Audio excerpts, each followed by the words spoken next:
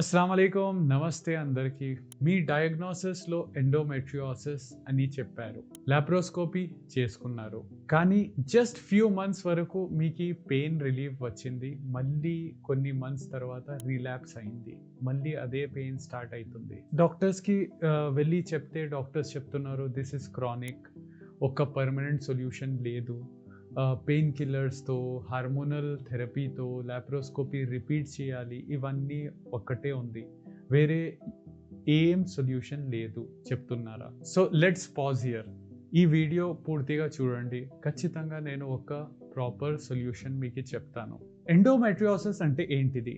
యూటరస్లో ఉండే endometrial tissues వేరే ప్లేసెస్లో డిపాజిట్ అయితే దానికి ఎండోమెట్రియోసిస్ అంటారు. లైక్ ఓవరీస్ దగ్గర, ఫెలోపియన్ ట్యూబ్స్ దగ్గర, బ్లాడర్ దగ్గర, even intestines sometimes. Every month menstrual సైకిల్లో బ్లీడింగ్ అవుతుంది కదా, ఆ టిష్యూస్ కూడా బ్లీడ్ అవుతుంది.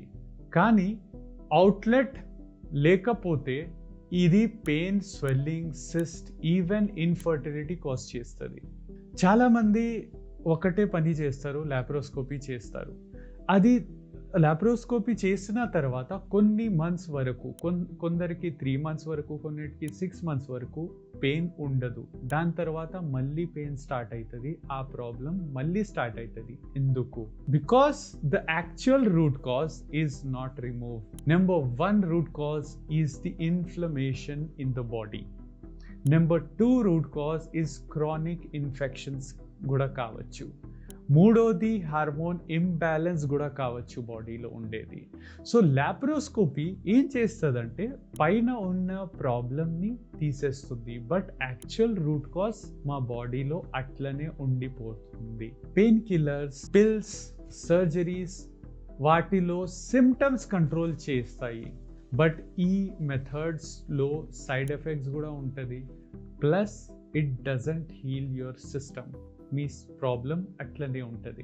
సైకిల్ రెగ్యులేట్ చేయడం, పీరియడ్స్ చక్కగా టైంకి రావడం అండ్ మీ పెయిన్ని రెడ్యూస్ చేయడం ఇది క్యూర్ కాదండి. రియల్ హీలింగ్ అంటే ఇన్ఫ్లమేషన్ని రెడ్యూస్ చేయడం, బాడీకి రీసెట్ చేయడం. మెయిన్ ట్రిగర్స్ ఆఫ్ ఎండోమెట్రియోసిస్ ఏంటంటే number 1 chronic inflammation, number 2 gut issues, gut infections కూడా కావచ్చు, high oestrogen dominance, poor liver detox, junk food or dairy ఎక్కువ తీసుకోవడం, షుగర్స్, రిఫైన్డ్ థింగ్స్ ఎక్కువ తీసుకోవడం, మెంటల్ స్ట్రెస్ కూడా కావచ్చు, late night or poor sleep కావచ్చు, or sedentary life style. So ఇది రీప్రొడక్టివ్ సిస్టమ్ ప్రాబ్లం కాదు, హోల్ ఇంబ్యాలెన్స్, మీ బాడీది ఇంబ్యాలెన్స్ ఇది complete. So what to do now? First, include anti-inflammatory food. Second, remove gut damaging foods. Gut ఎందుకు damage అవుతుంది? ఆ గడ్ bacteria resistant bacteria ఎందుకు పెంచింది? And reduce that resistant bacteria, increase that good bacteria. Add turmeric, ginger, flax seeds, green leaves. These are really very important. So practice, regular movement చేయండి, physical activity చేయండి, focus on stress relieving techniques, meditation చేయండి, journaling చేయండి. So at least sleep for 7 to 8 hours. It is best that if you sleep before 11, it is really good. Okay, so improve liver function through కొన్ని herbs వస్తాయి.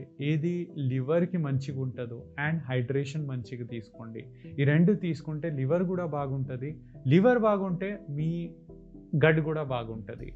ఈ simple స్టెప్స్తో body reset చేయండి and endometriosis tissues spread కూడా reduce అవుతుంది. So one of our warriors, she did multiple laparoscopy surgeries. దాని తర్వాత మా దగ్గర వచ్చారు. దట్ ఇప్పుడు డాక్టర్స్ అంటున్నారు ఐవీఎఫ్ ఒక్కటే ఛాన్స్ అండి, అది కూడా సక్సెస్ అవుతుంది తెలియదు, ఓన్లీ 10 to 20% ఛాన్సెస్. ఎందుకంటే అది అక్కడ multiple severe, almost 3rd to 4th stage of endometriosis ఉంది. అది దానికి క్యూర్ ఉండదు. సో మా దగ్గర వచ్చారు, మేము వర్క్ చేసాం. ఆల్మోస్ట్ ఒక 6.5 months జరిగింది. దాని తర్వాత అది ఎండోమెట్రియోసిస్ క్యూర్ అయింది అండ్ కన్సీవ్ అయ్యేటప్పటి వరకు 8.5 months అయింది. And that is when they were able to succeed in parenthood. So my dear woman, endometriosis ki reversal undi, but సర్జరీలో కాదు, పిల్స్తో కాదు, ఐవీఎఫ్ కాదు అది సొల్యూషన్. అది ఒక్కటే సొల్యూషన్, దట్ మీ బాడీని దేనివల్ల ఆ ప్రాబ్లం వస్తుంది ఆ ప్రాబ్లం మీరు సాల్వ్ చేయండి. ఆ ప్రాబ్లం మీరు ఒక్కసారి సాల్వ్ చేసేస్తే మీ ప్రాబ్లం వెళ్ళిపోతుంది, మళ్ళీ తిరిగి రాదు. So just work on correcting your body as a whole. మీ బాడీని ఒక హోల్ సిస్టమ్ లాగా కరెక్ట్ చేయండి, ఇది రివర్స్ అవ్వచ్చు. ఈ వీడియోని లైక్ చేయండి, షేర్ చేయండి, సబ్స్క్రైబ్ చేయండి. మీ జర్నీని హోప్తో ఫిల్ చేయండి. Healing is possible naturally only. Thank you. Thanks for watching this video. Wish you a good health.